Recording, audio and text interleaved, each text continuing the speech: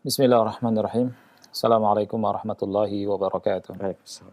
Innal hamdalillah nahmaduhu wa nasta'inuhu wa nastaghfiruh wa na'udzu billahi min shururi anfusina wa min sayyiati a'malina. May yahdihillahu fala mudilla lahu wa may yudlil fala hadiya lahu. Asyhadu an la ilaha illallah wahdahu la syarika lahu wa asyhadu anna Muhammadan 'abduhu wa rasuluh. Ya ayyuhalladzina amanu taqullaha haqqa tuqatih wa la tamutunna illa wa antum muslimun. يا أيها الناس اتقوا ربكم الذي خلقكم من نفس واحدة وخلق منها زوجها وبث منهما رجالا كثيرا ونساء واتقوا الله الذي تساءلون به والأرحام إن الله كان عليكم رقيبا يا أيها الذين آمنوا اتقوا الله وقولوا قولا سديدا يصلح لكم أعمالكم ويغفر لكم ذنوبكم ومن يطع الله ورسوله فقد فاز فوزا عظيما أما بعد فإن أصدق الحديث كتاب الله وخير الهدي هدي محمد صلى الله عليه وعلى آله وسلم وشر الأمور محدثاتها فإن كل محدثة بدعة وكل بدعة ضلالة وكل ضلالة في النار. Ahibati fillah, ikhwani wa akhwati fillah rahimani wa rahimakumullah. Alhamdulillah kita bersyukur pada Allah Subhanahu wa taala atas seluruh kenikmatan yang telah Allah anugerahkan kepada kita. Kemudian salawat dan salam semoga tetap tercurahkan untuk Nabi yang kita cintai, Nabi Muhammad Shallallahu Alaihi Wasallam beserta keluarganya, para sahabatnya dan umatnya hingga akhir zaman. Ikhwas sekalian yang dimuliakan oleh Allah Subhanahu Wa Taala, pada kesempatan yang mulia ini, insyaallah Taala kita akan membahas ayat yang ke-237 dari surat Al-Baqarah tentang hukum perceraian sebelum digauli dan sudah ditentukan maharnya. Ayat ini kelanjutan dari ayat yang ke-236, di mana ayat yang ke-236 sebagaimana sudah kita bahas tentang hukum perceraian ya, belum digauli dan belum ditentukan maharnya. Ya. Nah sekarang yang sudah ditentukan maharnya, ya, dengan meminta pertolongan pada Allah Subhanahu Wa Taala. Kita minta agar Allah mudahkan ya, kajian kita di pagi hari ini. Dan kita minta pada Allah Subhanahu wa taala agar Allah Subhanahu wa taala memberikan pahala kepada kita semua. Allah Subhanahu wa taala berfirman, "Wa in talaqtumuhunna min qabli an tamassuhunna wa qad faradtum lahunna fariidatan fa nisfu ma faradtum illa أن يعفون أو يعفو الذي بيده عقدة النكاح وأن تعفوا أقرب للتقوى ولا تنسوا الفضل بينكم إن الله بما تعملون بصير." Artinya, wa in talaqtumuhunna, apabila kalian menceraikan mereka, apabila kamu menceraikan istri kamu, min qabli an tamassuhunna, ya, sebelum digauli, sebelum menggauli istri, ya. Waqad faradtum lahunna fariidatan. Waqad faradtum lahunna fariidatan. Sedangkan kau sudah tentukan maharnya. Fa nisfu ma faradtum. Maka setengah dari mahar itu yang wajib untuk kalian berikan. Illa ayya'funa aw ya'fu alladhi biyadihi 'uqdatun nikah, kecuali kalau mereka atau istri, ya, kecuali kalau istri itu memaafkan, ya, para istri memaafkan. Aw ya'fu alladhi biyadihi 'uqdatun nikah, atau orang yang memiliki ikatan pernikahan itu juga memaafkan. Ya. Nah, kalimat atau firman Allah Subhanahu wa taala au ya'fu alladzi biyadihi 'uqdatun nikah, ini ada perbedaan pendapat di antara ulama. Siapa yang dimaksud dengan alladzi biyadihi 'uqdatun nikah? Orang yang memiliki ikatan pernikahan. Ya. Ada yang mengatakan di antara ulama adalah az-zauj, suami. Ada yang mengatakan di antara ulama adalah waliyu al-mar'ah. Ya, waliyu al-mar'ah, yakni walinya si wanita tadi, ya, walinya si wanita tadi. Dan Syekh Muhammad bin Shalih Al-Utsaimin rahimahullahu taala mengatakan, ya, yang benar adalah yang pertama. as-shawabu al-awwal, yakni yang dimaksud dengan au ya'fu alladhi biyadihi 'uqdatun nikah adalah suami. Sebagian ulama mengatakan adalah waliu al-mar'ah, sebagian waliul mar'ah wali dari si istri. Nah, jadi kalau si istri ya memberikan taukil masalah perceraiannya kepada walinya, maka itu diserahkan semuanya kepada si wali. Ya. Karena al-wakil kal muwakkil hukumnya ya. Jadi si wakil yang diwakilkan itu seperti orang yang mewakilkannya hukumnya. Ya. Artinya boleh bagi yang sebagai wakil untuk memaafkan. Ya. Untuk memaafkan dan artinya tidak mengambil mahar, ya, menggugurkan maharnya baik setengahnya atau keseluruhannya. Ya. Kita lanjutkan. Wa an ta'fu aqrabu littaqwa wa an ta'fu aqrabu littaqwa. Maksud dari wa an ta'fu aqrabu littaqwa jelaskan oleh Syekh, an ta'fu ayyuhal azwaj amma tastahiquna min al-mahr idza talaqtum qabla ad-dukhul wa huwa nisful mahr aqrabu littaqwa. Ya.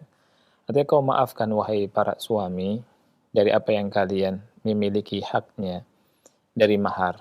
Ya, jadi sudah misalkan maharnya sudah diberikan secara utuh kepada istri tersebut, kemudian dicerai sebelum sebelum digauli, ya kan setengah maharnya boleh diambil, tetapi ternyata dimaafkan, dah, ya maka kata Allah wa an ta'fu aqrabu littaqwa. Ini setengah maharnya diberikan, setengah maharnya lagi diberikan ya kepada si istri, dan ini tentunya hukumnya aqrabu littaqwa. Ini lebih mendekati kepada ketakwaan. Kemudian Allah Subhanahu wa taala berfirman wala tansawul fadla bainakum wala tansawul fadla bainakum. Janganlah kalian yakni melupakan keutamaan di antara kalian. Ya. Istri punya keutamaan, ya, suami punya keutamaan. Ya. Artinya jangan saling melupakan. Kadang kalau sudah cerai, ya, suami istri cerai itu karena mungkin ada masalah, ya. Dua-duanya melupakan, saling menjelek-jelekan keduanya. Si istri menjelekkan suami, suami menjelekkan si istri dan seterusnya. Ini tidak boleh. Ya, Allah Subhanahu wa taala berfirman wala tansawul fadla bainakum. Ya, janganlah kalian melupakan keutamaan di antara kalian. Ingat bahwa walaupun cerai, ya dulu misalkan si suami memiliki kelebihan ya yang diberikan kepada istrinya, apakah nafkahnya atau perhatian atau macam hal banyak ya. Begitu juga jangan lupakan keutamaan ya yang dimiliki oleh istri ya selama muamalah, selama masih terjadi hubungan suami istri dalam kehidupan ya. Ini bagi yang ini umum ya. Ini umum bagi yang cerainya sudah lama, maksudnya pernikahannya sudah lama atau yang baru. Oleh karena itu nanti kita lihat faedah dari wala tansawul fadla bainakum. Syekh Muhammad bin Shalih Al-Utsaimin rahimahullah berbicara tentang masalah yang umum. Ya, hatta kepada saudara kita nggak boleh kita melupakan keutamaan yang dimiliki oleh dia kepada kita. Apalagi misalkan kita bermuamalah sama guru-guru kita. Ya, kita punya guru, ya, banyak sekali ya manfaat, faedah, kebaikan, itu tidak boleh kita lupakan. Hukumnya haram. Ya. Nah, kemudian Allah Subhanahu wa taala berfirman, "Innallaha bima ta'maluna basir." Sesungguhnya Allah Subhanahu wa taala mengetahui apa yang kalian perbuat. Ya. Ayat yang mulia ini ikhwah yang dimuliakan oleh Allah Subhanahu wa taala banyak sekali fawaidnya, tetapi saya tidak akan baca semuanya. Ya, saya akan bacakan beberapa fawaid dari ayat yang mulia ini atau hukum dari ayat yang mulia ini. Yang pertama, di antara faedah dari ayat yang mulia ini sebagaimana disebutkan oleh Syekh Muhammad Ibn Shalih Al-Utsaimin rahimahullahu taala adalah annahu idza talaqaha qabla al-masis wa qad samma laha sadaqan wajaba laha nisfu al-mahri. Ya. Ini faedah yang pertama, hukum yang pertama. Apabila seorang laki-laki mencerai istri sebelum digauli dan sudah ditentukan maharnya, ya, sudah ditentukan maharnya, ya, maka wajib baginya, bagi si istri, ya, hak dia mendapatkan setengah dari mahar, ya. Misalkan maharnya 3 gram, maka 1/2-nya wajib dia menerimanya. Atau misalkan maharnya 10 gram, berarti 5 gram. Atau misalkan maharnya adalah 50 gram, berarti 25 gram. Ya. Atau maharnya misalkan berupa uang. Ya. Uang misalkan 10 juta, berarti 5 juta. Ya. Jadi wajib bagi si istri, ya, mendapatkan haknya. Ya, haknya sebagaimana Allah Subhanahu wa taala sebutkan di sini. Ya, wa in talaqtumuhunna min qabli an tamassuhunna wa qad faradtum lahunna fariidatan fanisfu ma faradtum. Fanisfu ma faradtum. Setengah dari mahar, setengah dari mahar. Nah, berbeda dengan apabila maharnya belum ditentukan. Ya, di ayat yang sudah kita bahas. Allah Subhanahu wa taala berfirman di ayat 236, لا جناح عليكم إن طلقتم النساء ما لم تمسوهن أو تفرضوا لهن فريضة. لا جناح عليكم, tidak ada dosa atas kalian. Maksud tidak ada dosa atas kamu, atas kalian adalah apa? Artinya tidak ada kewajiban kalian memberikan mahar. Tidak ada kewajiban kalian memberikan mahar apabila kalian mencerai istri kalian dan belum digauli. Ya, belum digauli dan belum ditentukan maharnya. Tetapi dikasih mut'ah. Ya, makanya mut'ahnya hukumnya wajib. Wa matti'uhunna 'alal musi'i qadaruhu wa 'alal muqtiri qadaruhu. Oleh karena itu sebagian ulama mengatakan bahwa pemberian, ya, untuk wanita yang dicerai itu ada 2. Ada yang sifatnya wajib, ada yang sifatnya mustahab. Yang wajib adalah ketika seorang wanita dicerai, ya, belum digauli, kemudian belum ditentukan maharnya, ya, ini hukumnya wajib kasih mut'ah. Adapun bagi wanita-wanita yang lain yang dicerai selain yang Allah sebut di ayat ke-236, hukum memberi mut'ahnya itu mustahab.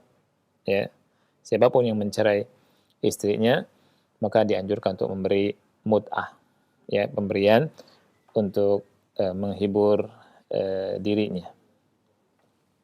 Jadi ini hukum yang pertama. Ya.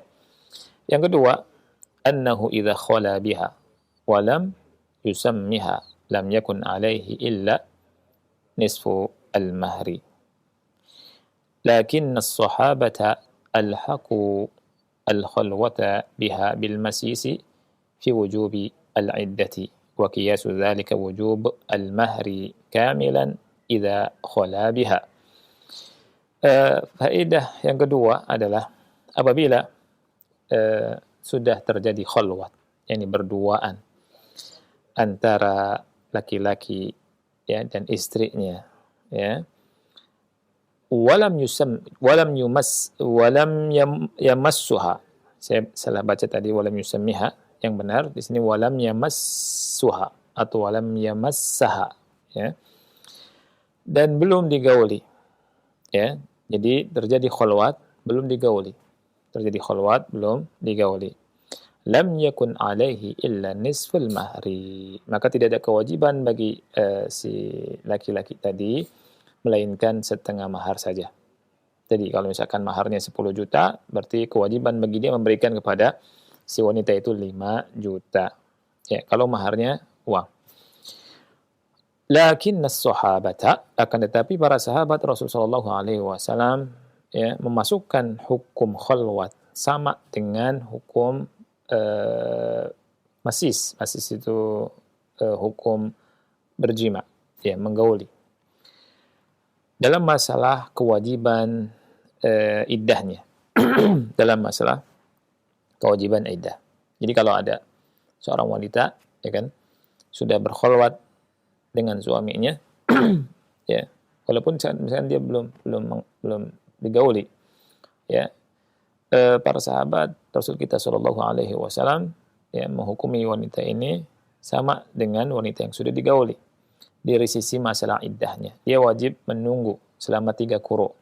Nah, maka mengkiaskan hal ini dengan hal tersebut bagi yang sudah berkholwat, ya, maka dari sisi maharnya wajib membayar mahar sepenuhnya, ya, apabila sudah berkholwat, ya, apabila sudah berkholwat.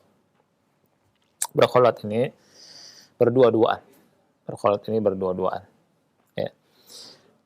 Berikutnya yang ketiga. Hukum yang ketiga adalah jawazu at-talaqi qabla al-masisi ma'a ta'yini al-mahri. Jawazu at-talaqi qabla al-masisi ma'a ta'yini al-mahr. Bolehnya bolehnya menceraikan sebelum menggauli istri walaupun sudah ditentukan maharnya. Ya, walaupun sudah ditentukan maharnya.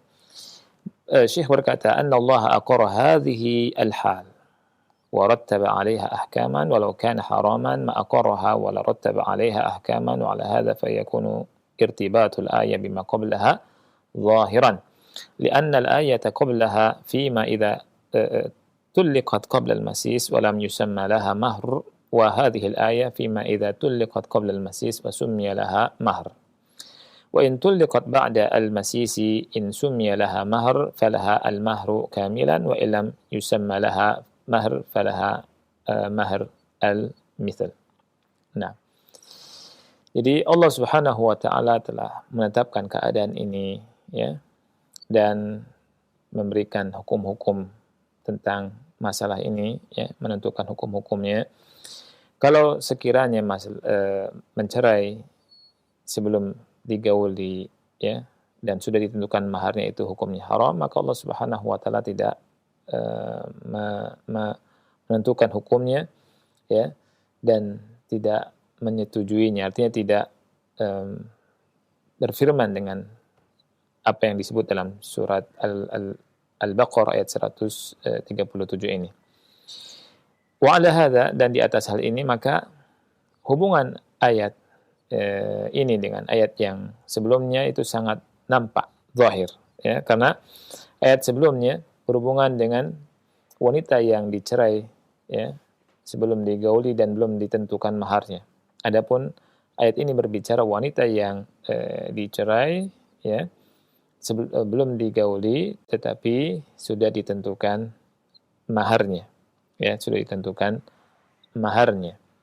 Ini hubungannya sangat jelas, ya. Di ayat yang 236, yakni wanita yang dicerai sebelum digauli dan belum ditentukan maharnya, ya, tidak ada kewajiban bayar mahar, ya, tidak ada kewajiban bayar mahar.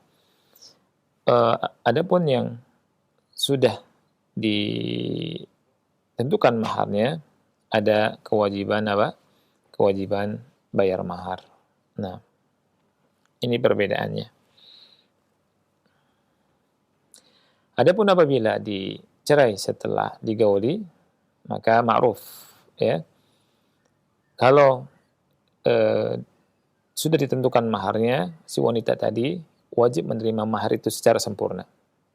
Kalau misalkan sudah digauli, ya, tapi maharnya belum jelas, belum ditentukan maharnya, dia mendapatkan mahar misal, dan ini sudah kita jelaskan dalam pertemuan yang lalu, ya.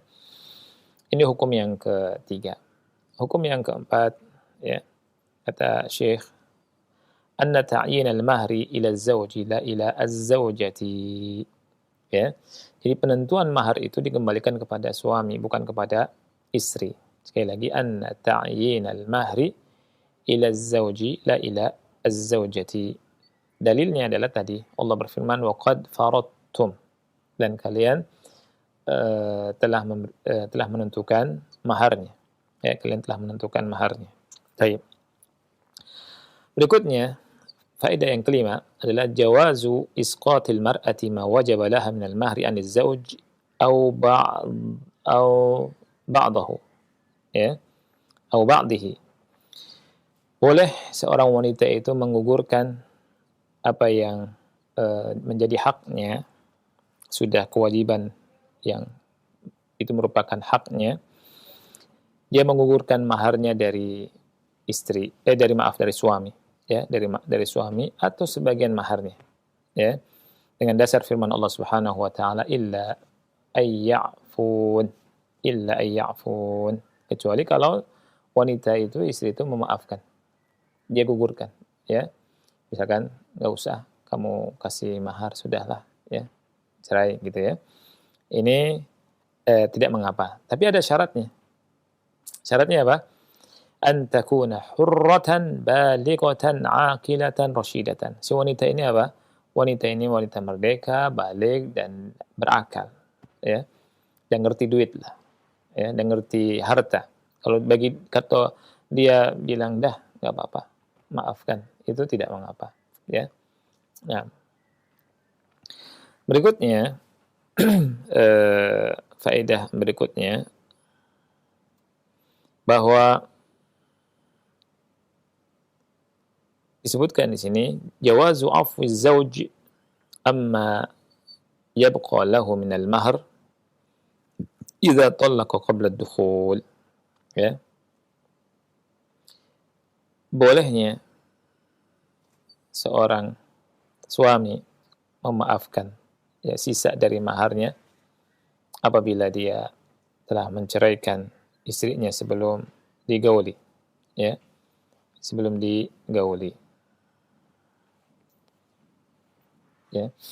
Nah, ini dengan dasar firman Allah Subhanahu wa taala, au ya'fu alladhi bi yadihi 'uqdatu an-nikah. Kemudian berikutnya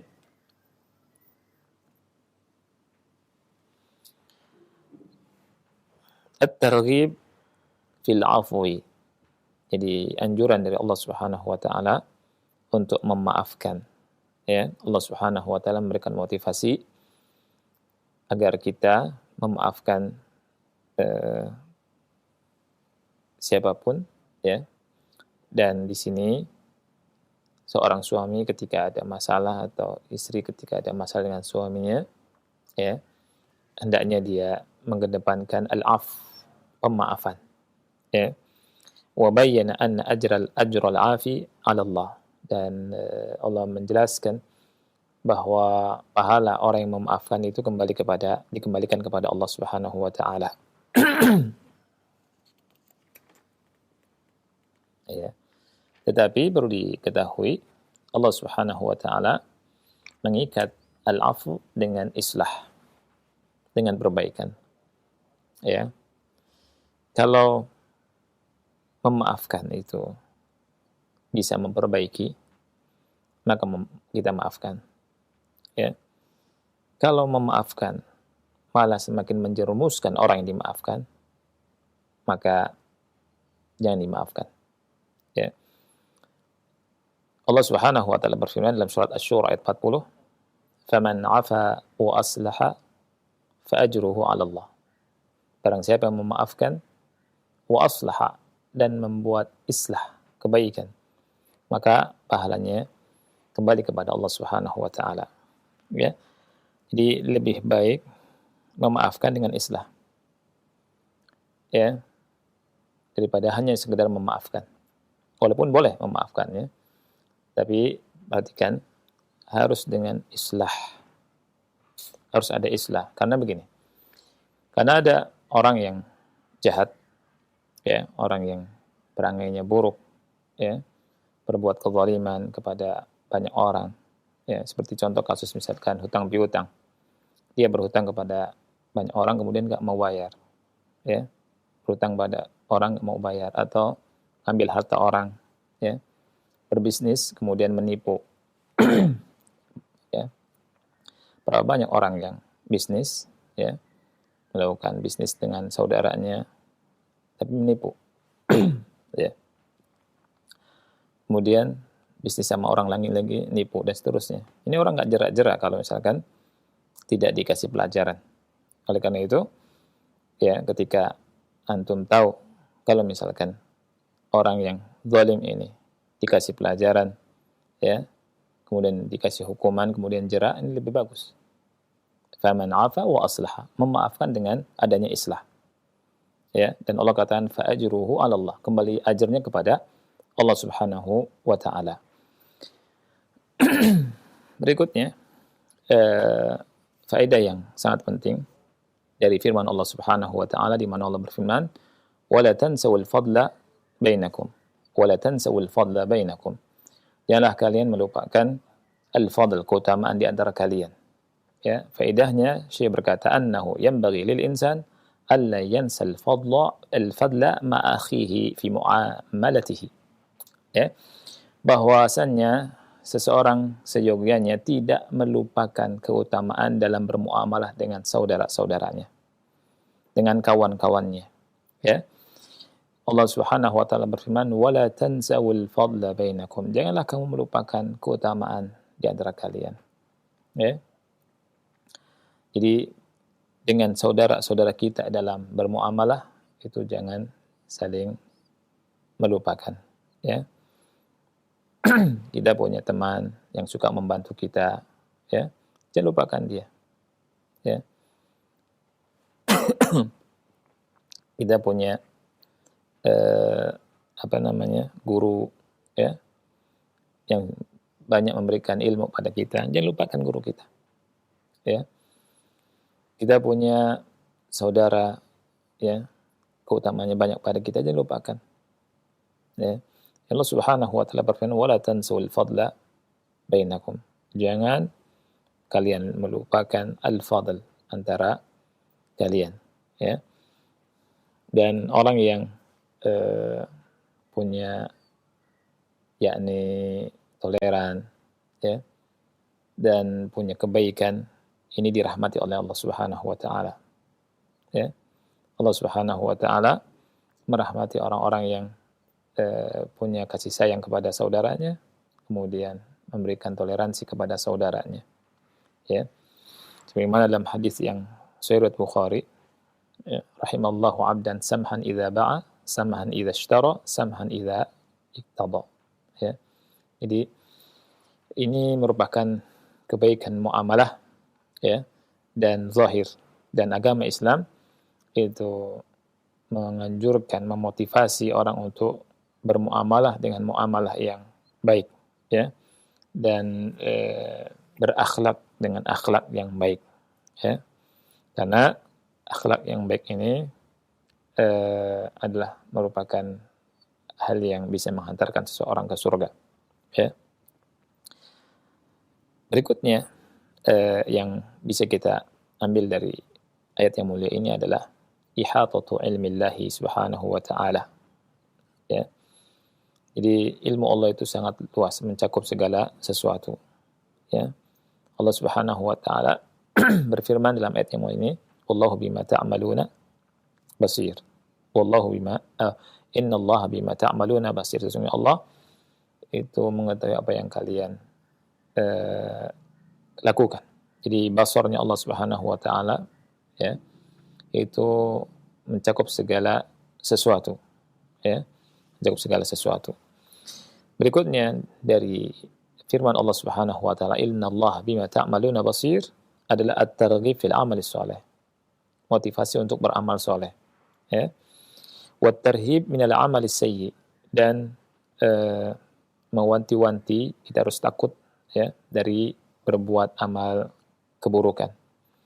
Karena ayat ini ditutup dengan firman Allah Subhanahu wa taala, "Innallaha bima ta'maluna basir."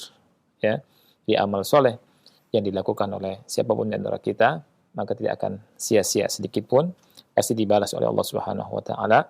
Kemudian juga hati-hati dari perbuatan buruk, karena kita semua akan dibalas oleh Allah Subhanahu wa taala sesuai dengan keadilannya, dan semuanya maklum di sisi Allah Subhanahu wa taala, ya. Innallaha bima ta'maluna basir. Ini saja barangkali yang bisa kita bahas, mudah-mudahan manfaat. dan saya serahkan kepada akhuna Ari. Barakallahu fikum. Barakallah.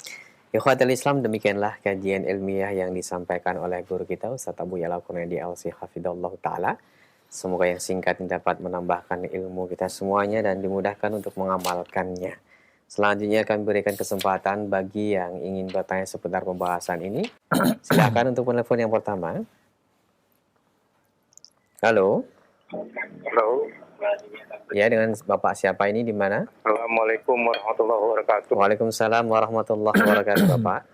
Assalamualaikum Ustaz. Waalaikumsalam warahmatullahi. Dari Rudi Bogor, Ustaz. Silakan Pak Rudi pertanyaannya. Ustaz, Ana mau tanya ini hal teman Ana. Iya. Teman Ana ini dia sudah mempunyai suami dan suaminya tersebut meninggalkan dia sama anaknya. Meninggalkan dia sama anaknya. Anaknya ditinggalkan sama istrinya. Iya. Karena dia mengikuti satu jamaah tertentu, Ustaz. La haula wala quwwata illa billah. Kemudian sudah sebulan, kemudian ditanyakan ini gimana, istrinya nanyakan ini gimana perihal keluarganya atau perkawinannya. Ya, tidak jawab, dan ini adalah mengikuti jamaah dan melakukan untuk keagamaan seperti itu, Ustaz. Iya. Dan dia tanyakan seperti itu, tiba-tiba dia pergi lagi, bulan berikutnya dia mendaftarkan cerai ke pengadilan agama, Ustaz. Si suaminya, dan ada panggilan dari pengadilan agama ke si istrinya tersebut. Dia tidak datang-datang. Siapa yang nggak datang? Istrinya tidak datang. Suaminya nggak tahu gimana, Pak. Istrinya tidak mau. Yang mengajukan cerai suaminya? Suaminya yang mengajukan cerai. Kemudian tidak datang sampai keputusan dari pengadilan menyatakan adalah cerai. Yang ditanyakan sama si istri, bagaimana status perkawinan dia dengan suaminya itu? Apakah dia masih menjadi istrinya atau bukan? Karena akhwat tersebut tanya ke Ana bilang karena memang kalau sudah diceraikan, dalam arti sudah disenggara secara cadar dan dia melakukan itu, berarti itu adalah sudah. Menurut anak seperti itu. Apakah pernyataan Ana ini benar atau salah, Ustaz? Pernyataan itu berarti sudah jatuh cerai gitu ya? Iya. Baik. Sudah itu aja, Pak?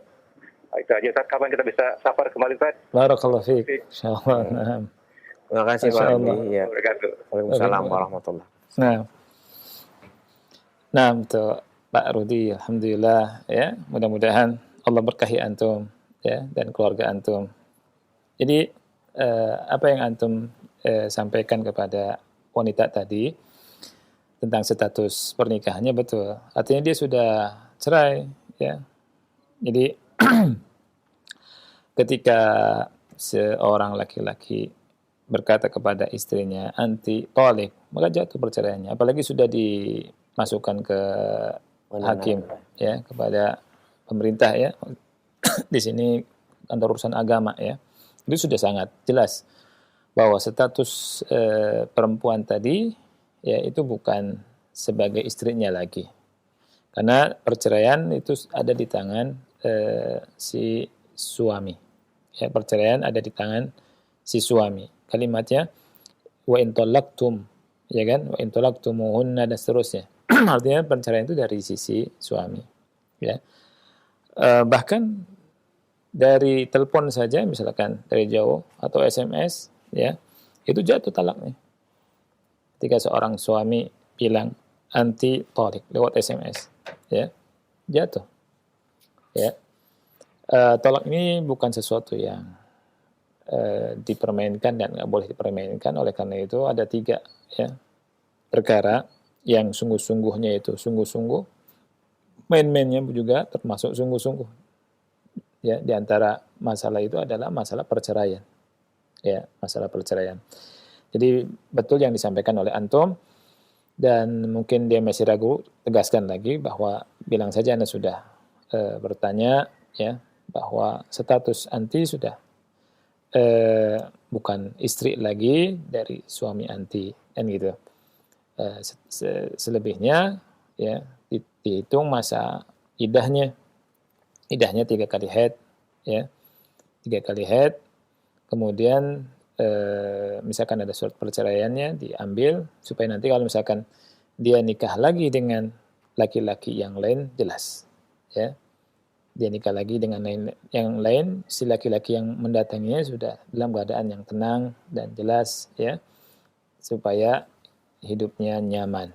Karena ada kalau misalkan belum ada kasus kalau belum ada surat keterangan itu cerai, kadang si suami yang pertama itu mengatakan saya belum cerai dengan si istri ini, kan gitu. Jadi ketika nikah lagi ada kasus yang kasusnya ini bertumpuk-tumpuk, ya. Nah, jadi kesimpulannya si istri tadi bukan si wanita tadi bukan istri dari suami tadi. Jadi sudah cerai, ya. Wallahu a'lam bishawab. Baik, Ustaz. Barakallahu fiik. Dan berikutnya kami berikan kesempatan kembali, silahkan. Dan kami akan bacakan dari pesan singkat. Bacaan dari pertanyaan dari hamba Allah di Bogor. Berdosakah seorang perempuan yang menggugat cerai suami karena pemalas dan banyak hutang, Ustaz? Pintu surga yang mana lagi yang harus diketuk seorang perempuan yang menggugat cerai suaminya? Gimana? Pintu apa? Pintu surga yang mana lagi yang harus diketuk seorang perempuan yang menggugat cerai suaminya? Oh iya. Nah, ketika minta cerai ya kepada suami, ini namanya khulu'. Ya, jadi wanita yang meminta cerai dari suaminya disebut khulu', dan khulu' ini ada dalam syariat Islam. Dan ini adalah jalan keluar ketika seorang wanita ya ingin melepas diri dari suaminya karena beberapa kasus. Misalkan karena tidak cinta, kan? Seperti di zaman Rasulullah SAW ada seorang wanita yang datang ke Rasulullah SAW, dia berkata, ya Rasulullah, ya, saya tidak mencelaknya karena agama dan karena akhlaknya. Akan tetapi saya ini benci akan kekafiran dalam Islam. Dia takut kufur, ini mendurhakai suaminya karena enggak cinta, enggak, ya. Nah, maka Rasulullah SAW memerintahkan untuk mengembalikan maharnya berupa kebun, dan Rasulullah SAW berkata kepada suaminya, Iqbalil hadiqah wa talliq hatta tliqah. Ya. Terima kebun tadi sebagai pengembalian maharnya dan ceraikan dia. Ya. Nah, Syekh Muhammad bin Shalih Al-Utsaimin rahimahullah ketika berbicara tentang hadis ini, ya,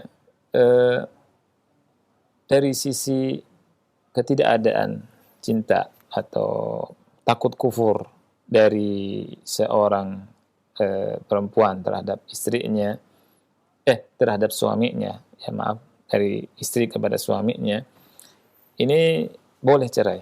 Apalagi ketika suami ya itu memiliki akhlak yang jelek, ya, agamanya jelek, akhlaknya jelek, misalkan enggak sholat, misalkan, ya, atau akhlaknya jelek, ringan tangan, suka mukul, misalkan suka mukul istri, ini akhlak jelek, ya, KDRT, ya, ini alasan-alasan yang masuk ke dalam kategori alasan syar'i yang boleh di mana seorang wanita minta cerai kepada suaminya, ya.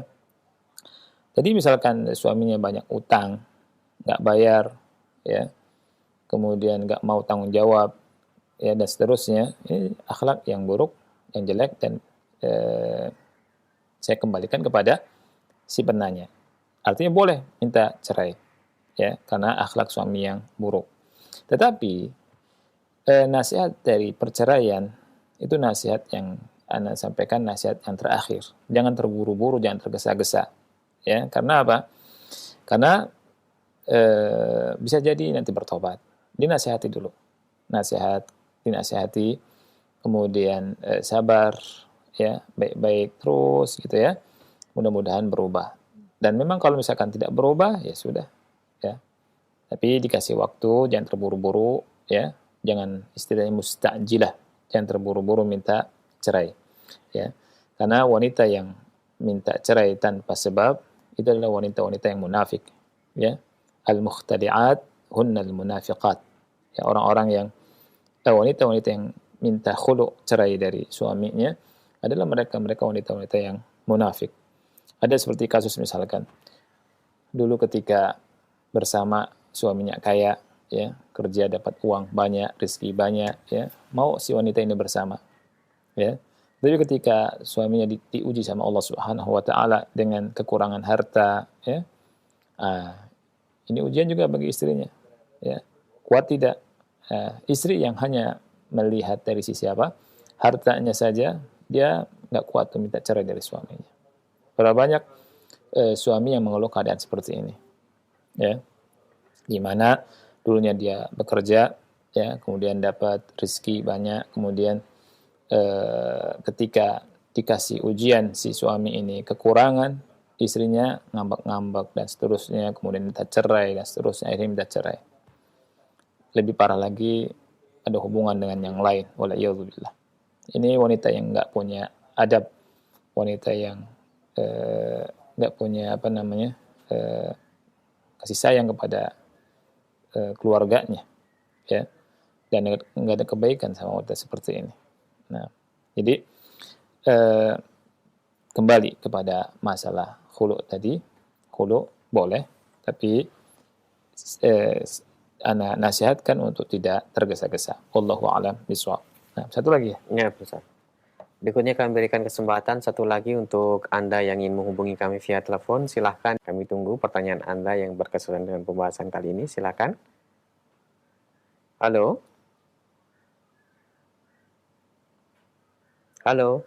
Halo, Ya. halo, Ya, dengan siapa di mana ini? dengan Siti di Pondok Gede. Silahkan pertanyaannya. Pak, nih, misalnya saya mau nikah nih Pak, nih. Ada masanya poligami gitu, saya di poligami, jadi istri kedua.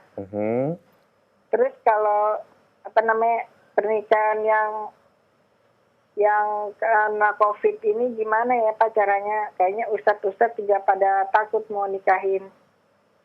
Pertama saya kan istri kedua, terus kedua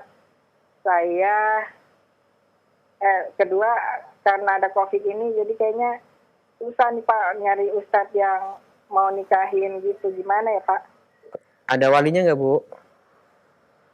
Saya kan ini Pak, saya kan janda. Sendiri, ya janda. Yeah. Ininya sendirian lagi Pak. Ininya saya, saudara-saudara saya pada belum muslim. Maksudnya? Nasrani gitu? Bukan, ada yang Nasrani, ada yang macam-macam sih. Ada yang Buddha gitu. Jadi nggak bisa jadi wali Pak. Baik. Pertama saya janda, terus punya anak yatim. Terus ya nikah kayak gitu gimana ya Pak caranya Pak ya? Kayaknya ustadz susah dicarinya nih Pak.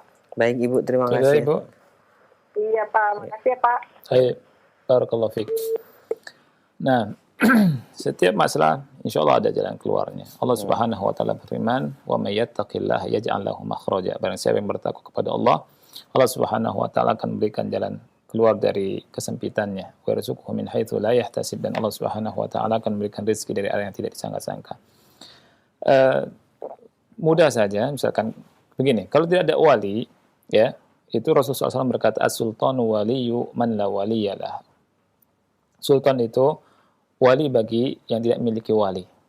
Ya, tentunya kembalinya kepada sultan, ya, kepada wali hakim,